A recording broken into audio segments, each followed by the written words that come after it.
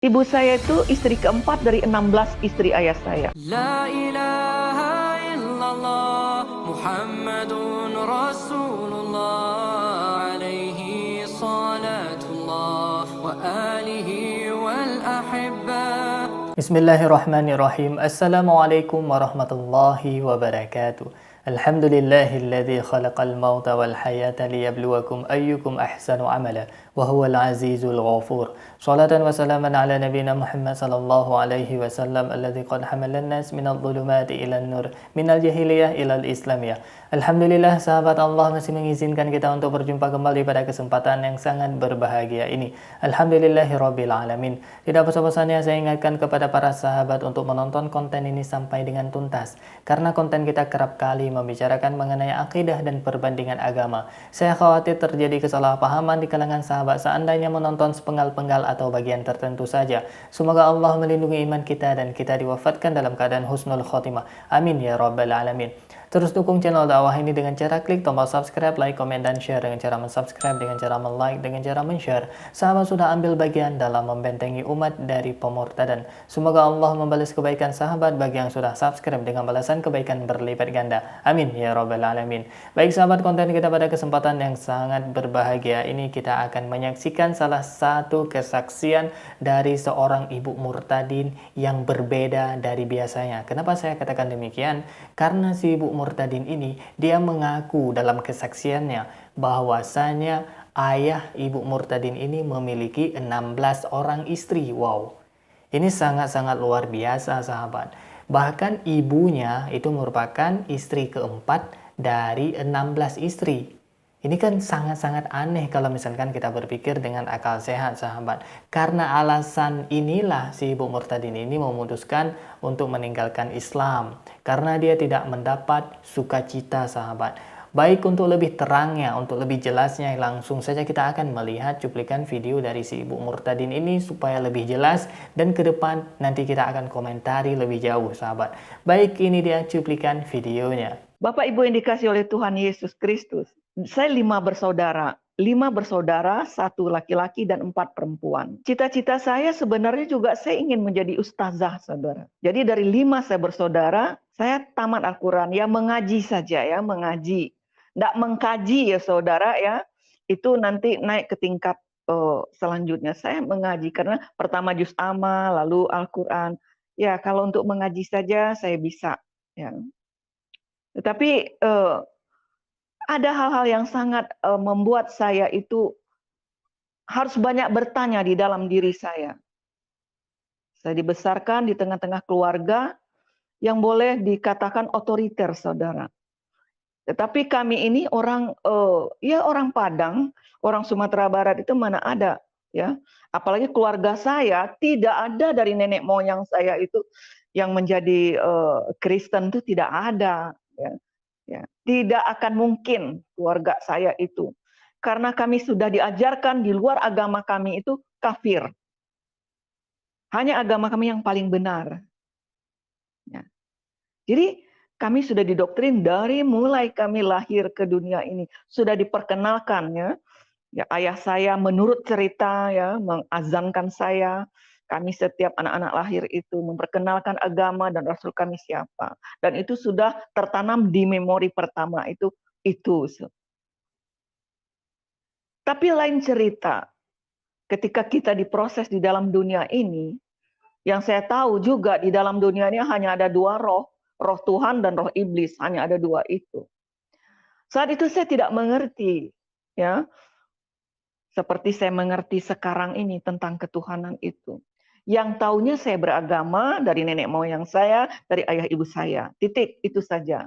Tetapi ketika saya menjalani kehidupan itu, ya tentu saja kita di dalam keluarga besar itu ada yang kita butuhkan, yang kita dapatkan di dalam keluarga itu sebagai anak waktu itu. Kami membutuhkan kasih sayang orang tua, sudah pasti itu. Saya melihat teman-teman saya, bagaimana mereka bisa bercanda dengan keluarga mereka, terutama dengan ayah. Ya, mereka digendong, ya, dipeluk. Kalau ayah pulang begitu sangat menyenangkan. Saya tidak mendapatkan itu, Bapak Ibu. Saya tidak mendapatkan itu. Pertama-tama ya, mulai saya agak berumur 8 tahun begitu, sampai mau 9 tahun itu, saya membutuhkan itu gitu. Sampai saya ada iri hati dengan teman-teman saya, kok dia bisa ya berkasih sayang dengan ayahnya. Ayah saya kalau pulang, Bapak Ibu ya, itu sangat menakutkan. Sendalnya saja, sepatunya saja itu kalau kedengaran, itu rasanya berpisah roh ini dari badan. Ayah pulang begitu. Ayah hanya bicara kebanyakan pakai pukulan, pakai tendangan. Ya. Semua kami anak-anak, tidak ada yang terkecuali. Apalagi ketika dia marah, saya melihat bagaimana kakak-kakak saya dipukulin. Kalau kakak saya sudah dipukulin, saya pun, kami semua kebagian, walaupun kami tidak salah. Nah, itu terus berlangsung di rumah, di keluarga besar saya. Sejak itu saya timbul pertanyaan, kami ini orang beragama, kami ini orang punya Tuhan. Tetapi kenapa kok hidup seperti neraka ini? Karena 5 tahun saja kami sudah diajarkan bagaimana puasa, bagaimana sholat, itu sudah diajarkan. Dan semua kami harus sholat. Tetapi kenapa tidak ada kebahagiaan? Itu di keluarga saya ya. Saya nggak tahu di keluarga yang lain. Tetapi ini yang saya ceritakan saya dan keluarga saya. Dan itu banyak saksinya. Nah sejak itu mulailah saya dendam dengan keluarga saya. Saya dendam sekali terutama kepada ayah saya itu. Kebencian saya terhadap ayah saya ini sangat luar biasa. Terlebih ketika saya umpamanya melihat ibu saya menangis, ibu saya benar-benar terpukul sekali setiap ayah saya pulang itu, yang dia tidak dapat ceritakan ke anak-anaknya. Dia menangis sambil menutup mukanya dengan bantal terisak-isak. Tapi ketika kami mulai bertanya, ya saya suka ya, waktu saya urut-urut ibu saya, kadang-kadang saya bertanya, kenapa, ada apa itu? Rupanya ayah saya menikah lagi. Di dalam pikiran saya waktu itu, bukankah itu perintah dari agama? Kenapa sih kok harus sedih, harus tersiksa begitu? Ya, jadi situ saya mulai bertanya-tanya, kenapa kok begitu? Cuma ibu saya mengatakan, kamu belum mengerti, nanti kalau kamu sudah besar, kamu baru mengerti. Ya, mengerti tidak mengerti, saya sudah mendengar bahwa hal itu biasa.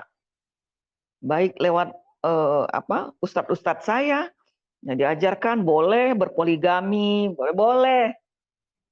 Gitu. Tapi kenapa ketika itu terjadi, tidak ada sukacita? Ya. Bukankah itu melakukan perintah dari Allah itu? Gitu. Itu menjadi PR saja sama saya. Ya bagaimana bahagia Bapak Ibu.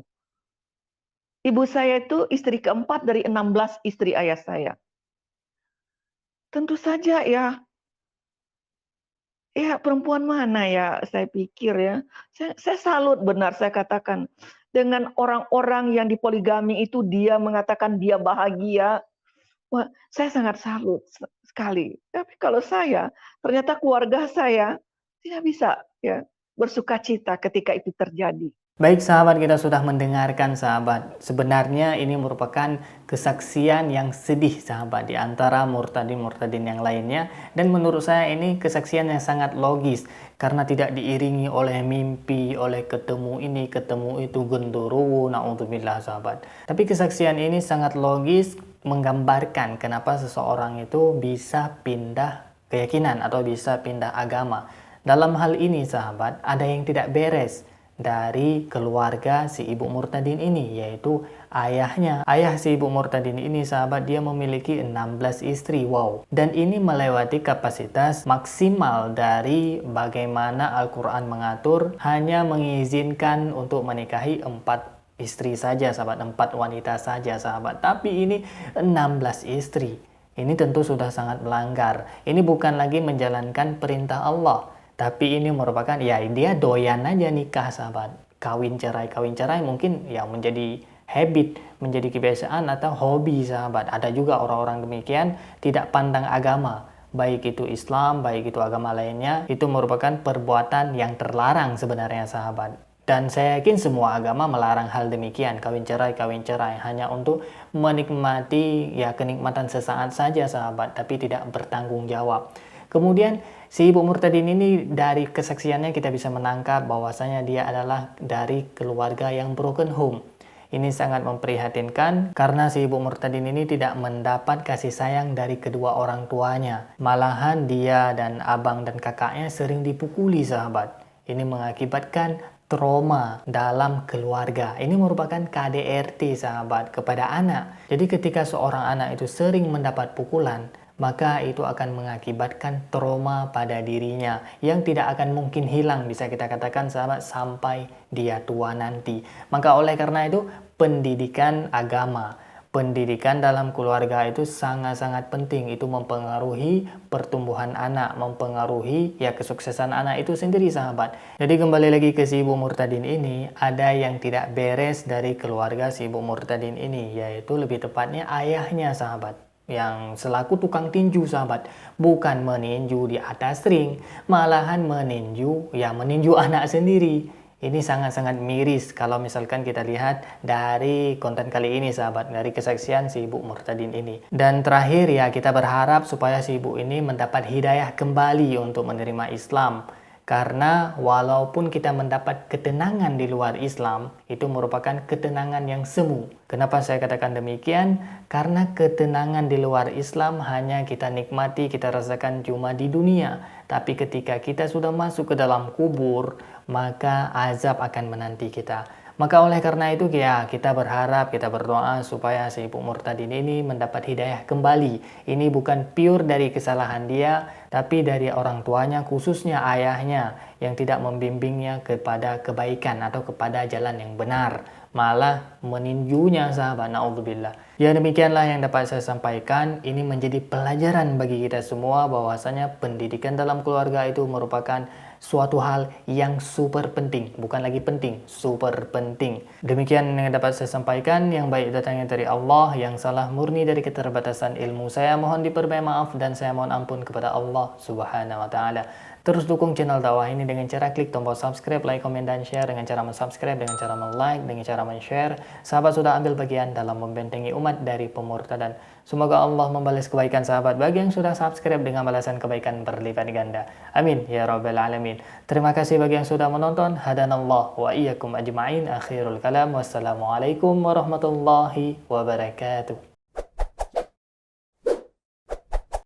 La ilaha illallah Muhammadun Rasulullah alaihi salatullah wa alihi wal ahibba